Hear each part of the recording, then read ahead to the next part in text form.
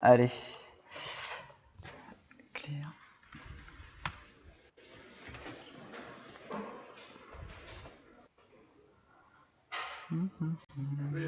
Ok, merci. Bienvenue à tous. Donc, je m'appelle Julien Carnelos. Je travaille chez Sud-Ouest. Et là, on a un petit lightning talk de 15 minutes pendant lequel je vais vous présenter le système de bulles qui s'appelle Gradle. Donc, si vous connaissez Maven, si vous connaissez Ant, par exemple, c'est des systèmes qui sont un peu équivalents. L'intérêt de Gradle, on le retrouve dans le fait que c'est l'outil de bulle qui est utilisé par défaut sur Android Studio. Donc, si vous faites du développement Android maintenant moderne, vous passez par Gradle. Et le deuxième intérêt aussi, c'est que ça utilise un langage de script qui tourne sur la JVM mais qui s'appelle Groovy. Donc vous allez voir, c'est un langage qui est assez sympa, assez fun à utiliser. Voilà. Donc, pour commencer, on va partir sur mon poste et en 15 minutes, on va installer Gradle, lancer un projet et le lancer en intégration continue. Ça va aller assez vite, on y va. Pour l'installer, si vous avez un Mac, vous pouvez utiliser un gestionnaire de paquets comme Homebrew. Et sinon, vous pouvez aller sur le site directement, vous le téléchargez, il y a tout ce qu'il faut pour l'installer sur Windows et sur Mac. Donc, brew install Gradle. Donc là, moi, je triche, évidemment, je l'ai déjà installé, ça m'évite le téléchargement. Ça vous l'installe dans le système.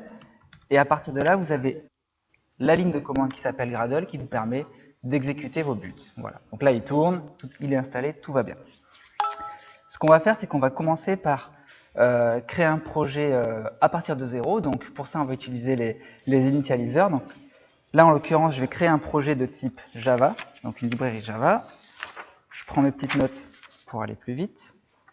Donc Gradle init, c'est le nom de la commande, type Java librairie. Donc on crée une librairie Java. Alors là, il tourne, voilà.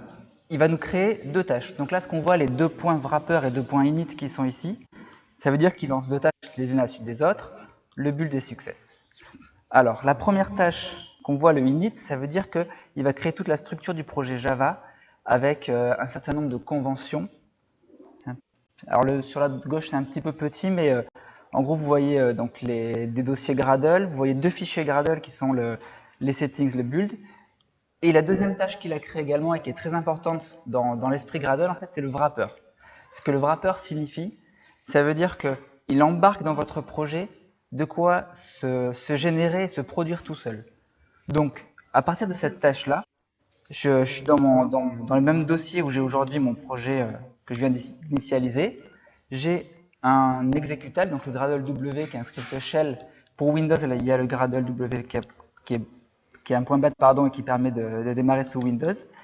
Et donc, en lançant cet exécutable, en fait, ça lance Gradle en local. Donc là, le premier truc qu'il fait, c'est qu'il voit que dans ce wrapper-là, j'ai jamais lancé Gradle, donc j'ai pas Gradle présent pour ce projet-là. Il va le télécharger et il l'installe et le configure.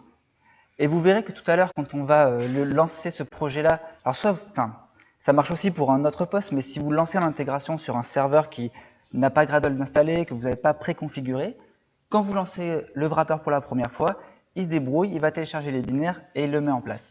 Donc ça, c'est quelque chose qui est vraiment pratique, qui est utile quand on veut travailler à plusieurs, parce que vous garantissez que vous êtes capable de répéter la construction du build, quelle que soit la machine sur laquelle vous le lancez. Comme en plus, il y a l'exécutable Mac, Windows, etc., vous n'avez pas de problème à travailler avec vos collègues. Alors, maintenant qu'on a Gradle qui tourne, on va lancer la première tâche utile, c'est les tasks, qui va nous permettre de voir quelles sont les tâches qu'on peut exécuter pour ce projet-là. Donc là, on a la liste, voilà. Comme j'ai créé un projet de type Java, je vais avoir les tâches de build qui sont déjà rajoutées pour Java spécifique, donc la compilation, faire un jar, etc. Et après, toutes les autres tâches qui sont plus génériques au projet Gradle.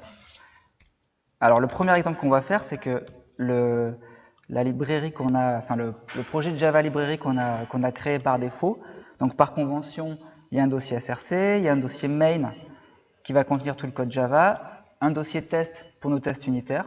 Donc vous allez voir, la librairie c'est simple, c'est voilà, une classe qui renvoie, une méthode qui renvoie true, et côté test unitaire, on vérifie que la classe renvoie true. Donc ça va, c'est assez basique mais c'est simple. On lance la tâche de test. Donc il passe toujours ses tâches. Donc là, il compile. Il voit qu'il y a des dépendances derrière. Donc là, c'est vers les tests unitaires, vers les logs. Il va les télécharger, il les met en cache.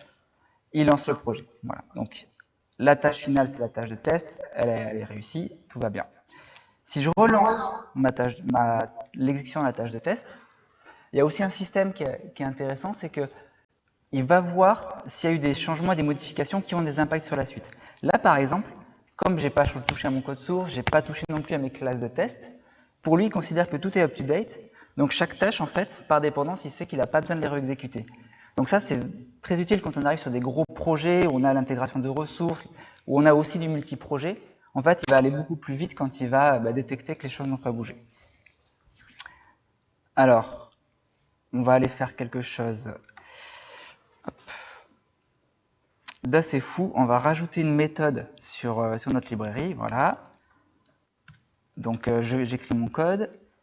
Alors, normalement, j'aurais dû mettre le test avant. Plus, voilà. Donc là, l'idée, c'est que je veux rajouter une méthode qui me renvoie false à la place de true. Voilà. Donc là, je fais mon assertion false sur cette autre méthode que j'ai créée précédemment. Et je lance ma classe de test. Enfin, ma tâche de test, pardon.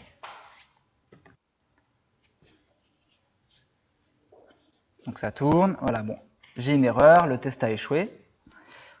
Donc ce qu'il me dit, c'est qu'il faut que j'aille voir dans le report s'il y a quelque chose à aller voir. Donc on va dans Dev, mon projet. Alors ce qu'on peut voir, d'ailleurs on va y aller plutôt avec Atom. Ce qu'on peut voir en fait, c'est que quand on produit, quand on lance des tâches sur le projet, en fait, il y a un dossier build qui est créé, qui contient automatiquement tous les artefacts intermédiaires qui sont créés par Gradle. Donc là en l'occurrence on a les classes, on a les dépendances, etc. quand il en a besoin. Et là, pour nos tests, on a les rapports de tests. Donc ici, l'index que je vais vous montrer directement. Voilà. Donc là, voilà, c'est produit par Gradle. Je peux avoir automatiquement les endroits qui ont failé. Donc je vais pas m'attarder là-dessus. Je vais juste recorriger mon code. Donc, pardon, librairie, nom de source. Voilà. On renvoie false. On relance mon test, il va tourner. Ok. Donc maintenant, on va s'intéresser à ce qu'on trouve dans notre... hop, je vais aller vite. Voilà. À ce qu'on trouve dans notre fichier de bulle. Donc le premier fichier, c'est le settings.gradle qui va contenir toute la gestion du multi-projet. Donc si vous avez plusieurs projets Gradle, vous les mettez à ce niveau-là. Après, ce qui est plus intéressant, c'est le fichier de bulle en lui-même. Donc le premier, c'est apply plugin. Donc vous dites que votre projet est de type Java. Ça veut dire qu'au niveau de Gradle, il va télécharger des tâches automatiquement liées à Java. Donc par exemple, faire le jar. Dessous, les repositories, c'est là où vous allez chercher votre code source. Donc JCenter, si vous avez des dépendances à des frameworks qui sont compatibles avec Maven, vous pouvez avoir tout ça par là. Et dessous, les dependencies. Donc là, le premier, c'est compile vers... Ça veut dire que ça embarque ce jar-là quand vous produisez n'importe quelle version. Et dessous, test compile, c'est quand vous produisez qu'une version pour les tests. Voilà. Donc là, par exemple, la librairie JUnit n'est pas embarquée sur votre code de prod.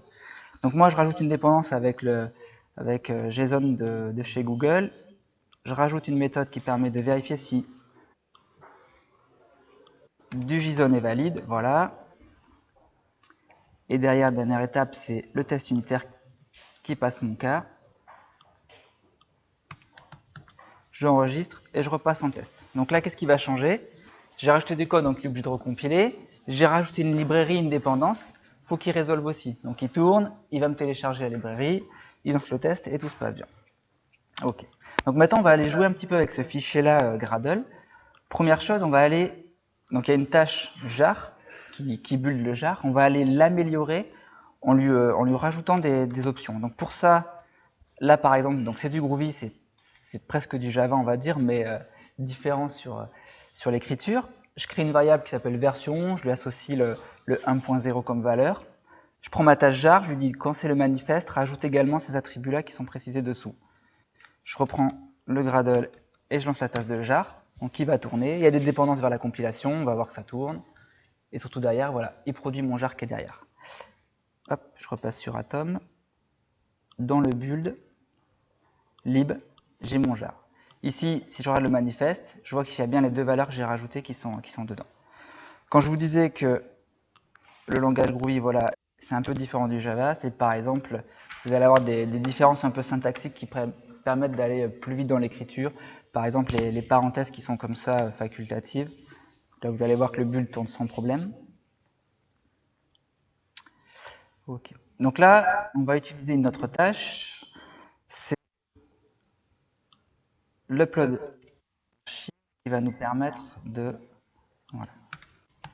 Qui va nous permettre de compiler notre jar et de le mettre à disposition dans un repo. Donc là, je lui dis juste, le repository des destinations, c'est le répertoire qui s'appelle repos. Voilà. Donc je vais lancer la tâche. Hop. Upload.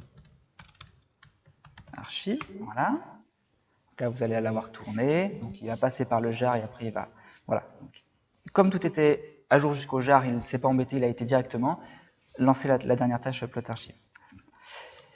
Voilà, donc là, pareil, on améliore une tâche. Et après, si on veut créer nous-mêmes une tâche, donc la syntaxe, c'est task, le nom de la tâche, et je lui injecte le comportement. Donc là, vous voyez, c'est de l'écriture différente de Java. Donc là, par exemple, je lui dis que tu me crées un tableau d'entier qui va de 10 à 0, et pour chacun, tu as la closure où tu vas aller exécuter ce code-là, donc écrit soi-même. Donc ça va écrire 10 à 0 et derrière le boom. Donc on vérifie si ça marche.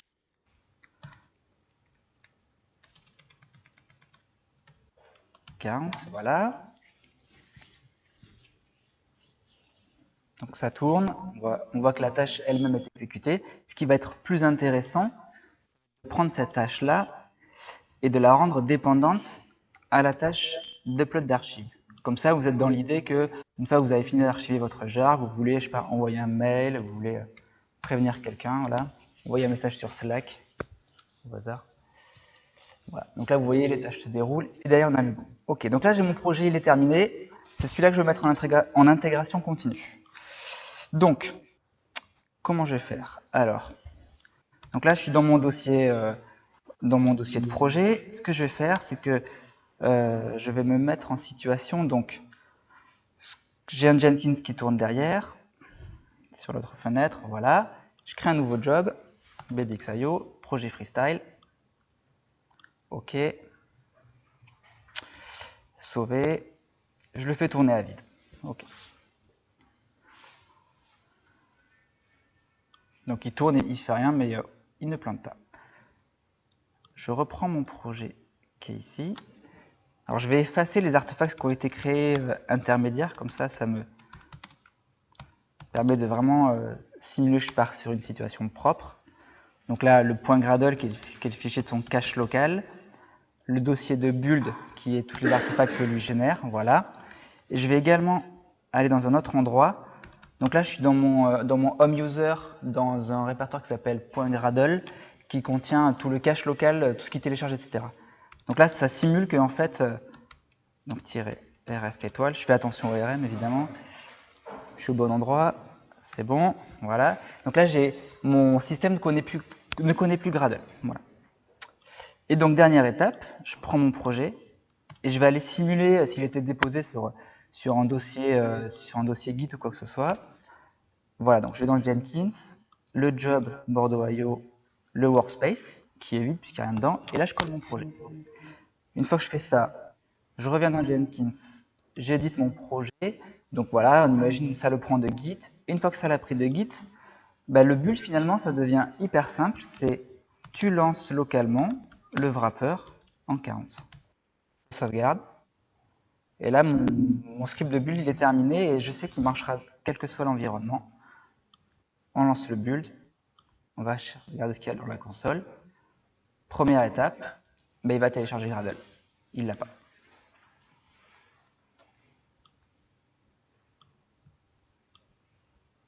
Donc là, normalement c'est à peu près 20 secondes ici. Et ça marche. Voilà.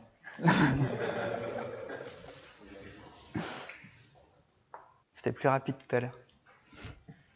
Bon, en tout cas, la présentation est terminée. Si vous avez des questions, le temps que je les prenne, vous verrez que ça marche. Je suis très confiant. Voilà, merci.